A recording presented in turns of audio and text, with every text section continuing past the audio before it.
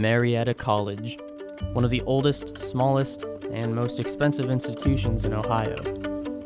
Its students are among the 4% of American undergrads who have chosen a liberal arts school over a public school or research university. Many of them will graduate this spring. The decisions they have made and the skills they've developed will certainly impact their future careers. Everyone needs to be on tray.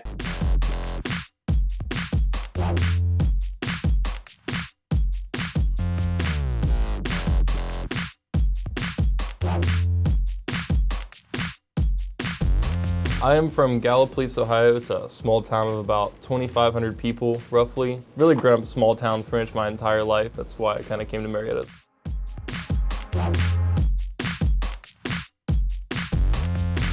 Growing up, I actually did want to be a sportscaster. I was watching ESPN, all those, I wanted to be just like those guys, especially like Chris Berman.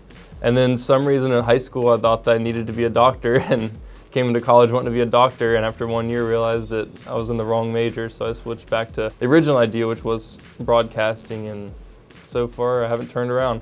Whenever people let me know in any aspect of journalism how I'm doing, if it's radio, that they hear me on air and they say, hey, I like this, but I really enjoy the feedback and the constructive criticism. I think it not only helps me develop as a broadcaster, but also as a person, so I think that's probably the most inspiring and most important thing in broadcasting for me. I'd like to start out at a news station as a sports guy there, maybe go to a larger market and then try to go to ESPN or ABC Sports, something like that, a larger sports related company, or maybe even try my hand on some solo stuff on the internet, because I feel like that's kind of where the future is going. Riley, if you're ready, can you give us a mic check? Anchor 2. Media is everywhere. Every city in the United States and around the world has some sort of media, whether it's a newspaper, radio, television, or all of that. And so there are needs for people with these degrees all over the world. The challenges for students start from the second they walk on campus. In media, you are having to position yourself as a very competitive, changing, flexible person who has a strong grounding in the traditions like writing and technical production, but also is able to adjust to whatever platform is put in front of the person. And media professionals have to be able to adjust. They have to be able to take on a new workflow. They have to be able to do multiple things at the same time on multiple platforms. When I interact with students who are getting ready to graduate, it's not the first time I have a conversation about the importance of networking and their portfolio. Really, students need to be thinking about these things from the moment they start their coursework. They need to be giving proof that they are solid writers, that they are solid producers, that they can adjust whatever media product they're developing to multiple platforms. Even though we have a large world with lots of media markets, it is a small world and people are connected. Having that incredible network is important too. In fact, that network will find you your next job. Research shows that over 70% of jobs are not advertised. This means that if students want to hear about the vast majority of jobs, they'll have to rely on their professional network.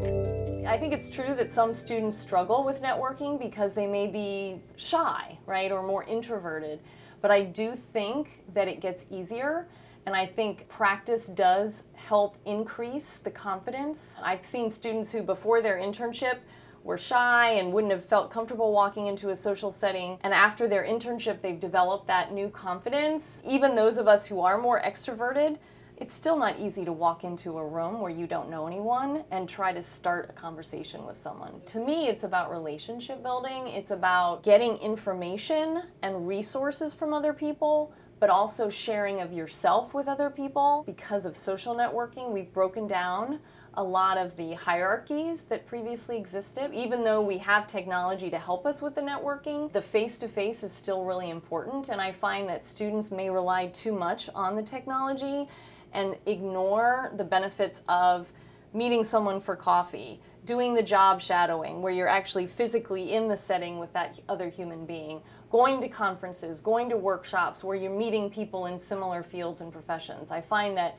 those are still really useful, and that you can't just do all your networking on LinkedIn, for example. I think it's important from a developmental standpoint for students to learn about who they are and to develop a greater sense of their identity in their spiritual life, in their relationships, in their philanthropy life. Their work setting isn't going to see all of those aspects of who they are, but I really feel that students have to understand themselves in order to determine what's a good fit for them in the world of work. So I feel that if we can develop self-efficacy, which certainly leads to a better understanding of who we are, I think we're going to be more successful and happier as human beings in the world of work and in all the different areas of our lives.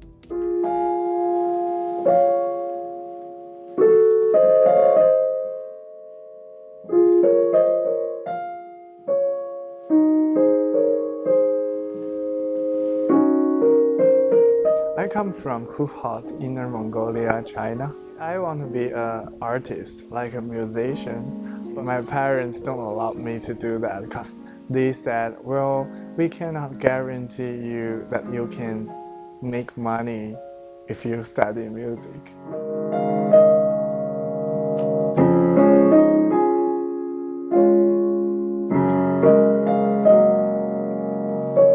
So I always listen to my parents. Well, I think they are correct. In China, the large population makes it hard to be a musician. Eventually, I just listen to them.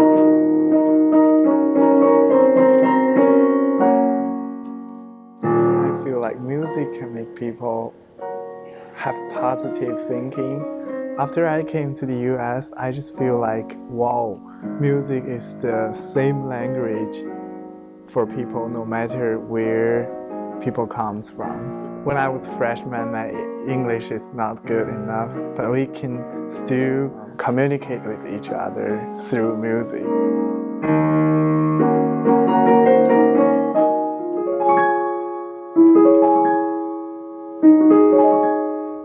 Although I'm an economic major, I don't think I have to be a businessman, so I think music will still be a part of my life.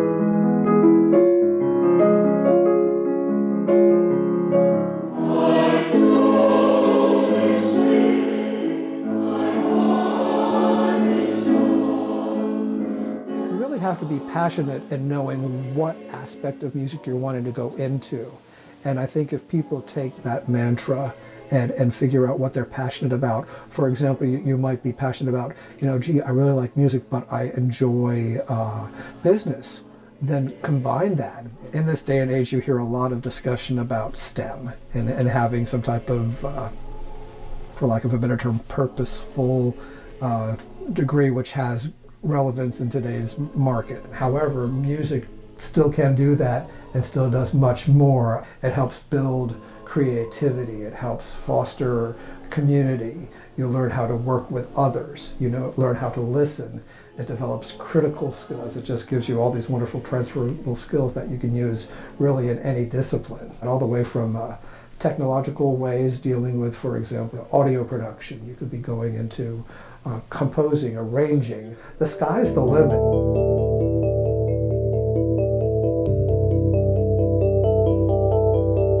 When I was growing up, I thought I wanted to be in some sort of medical field, like an anesthesiologist or doctor.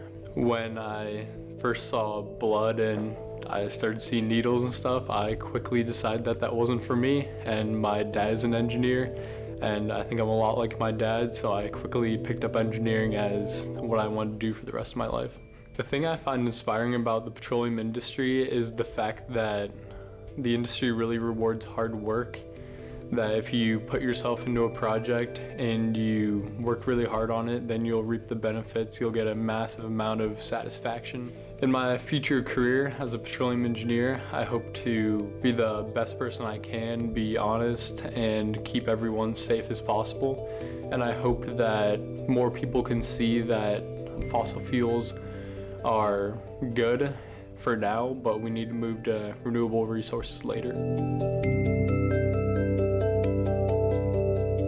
All of our modern society is based on abundant available energy. Oil and gas collectively account for about 2/3 of the world's energy. So I believe value to society is sustaining and expanding the benefits of modern energy. Very few people realize that half of humanity lacks access to modern energy. The World Health Organization estimates that dependence on firewood and charcoal is killing 4 million people a year from smoke inhalation and so on. So modern energy is critical to development. Oil and gas have been the major players in that. I expect they will continue to be for, I'm guessing, at least another century. So it can be a rewarding, important career. Because of the value provided to society, it's a career that gives students the opportunity to advance in responsibility pretty quickly and make good money while they're doing it. For the next few years, I expect graduating seniors still to be facing a challenging job market. We're currently in a price slump that has caused companies to cut their existing workforces, let alone their hiring. So I think for a couple of years, the students will still have to be very proactive in seeking their job opportunities. Once prices do come back, one of the challenges is public perception. People have anxieties about environmental impacts of our operations. Because energy plays such a central role in our lives, people have anxieties about prices. Our graduates, as we get into better times for the industry, will be dealing with anxiety and even animosity from the public. My primary advice is to be sure you really love your work. I do also advise them to focus pretty heavily on why what we do is important. Not simply that it pays a high salary, but the value that we're adding to society.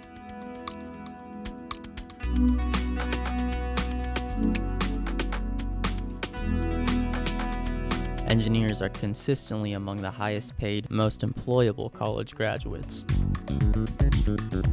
But psychologists say that job satisfaction has little to do with money and stability, and more to do with finding meaning in your work.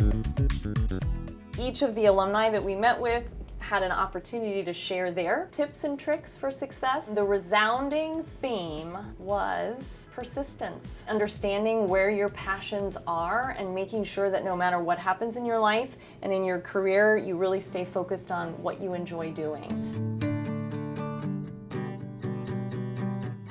There's a lot of things about art that I find inspiring, that it's different for everybody, but it's real meaningful for everyone still. And I think it's really interesting that it's lasted so long and it's always been a really important part of history and who we are. And it's also very subjective. It doesn't matter if you've had 3 years of training, 4 years of training, or you just picked up a pen yesterday. If you're able to give that type of expression and you're able to use that as an outlet, I think that's what's inspiring about it. And it's everywhere. There's not a place in the world that doesn't experience art in their everyday life.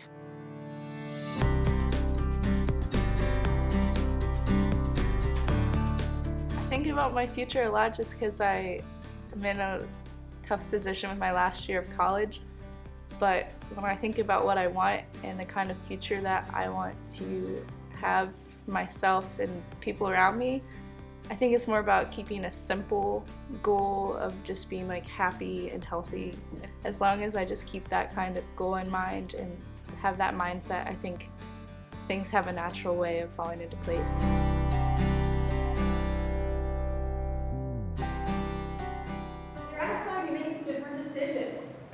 i.e. using the pigment. Most companies, when you ask, CEOs or presidents what they want creativity. And so art majors statistically end up being quite employable in whatever it is that they choose to do, and they often excel because of their creativity. A lot of times artists will freelance or work for nonprofit agencies, and sometimes that can be a little unstable in that it can be feast or famine, where you have 6 exhibitions in a row and then nothing for 5 months, or you have 5 video commissions in a row and then nothing for 2 months. So you have to learn to sort of budget and save during those times with less money's coming in. It's the type of career that doesn't always end up with a paycheck every 2 weeks or a paycheck every month. Students come to me and they say they want to major in studio art, I always ask them some very direct questions out of the gate, and that is if they have another major. I encourage students, if they can, to double major, maybe in business or marketing, a degree that just enhances the creative element that you get in studio that can sometimes streamline into something more direct. And then I always ask them about debt. I encourage art students to not go into a tremendous amount of debt because of that sometimes feast or famine when you're a freelancer. Even though the world of work has changed, certainly significantly since the 20th century, I would say that those contributing factors to success have not changed. Those key components of being persistent and being able to surmount challenges and understanding where your passions are, I don't know that those will ever change. I think because we're a small liberal arts college campus, inherent in our foundation is this really important preparation. Taking that breadth of courses is helping students get ready for this very fast, demanding, changing world of work. I think the challenge that most liberal arts colleges face is that I think we have to do a better job of helping our students translate what they've done in their undergraduate experiences to the new language in the world of work.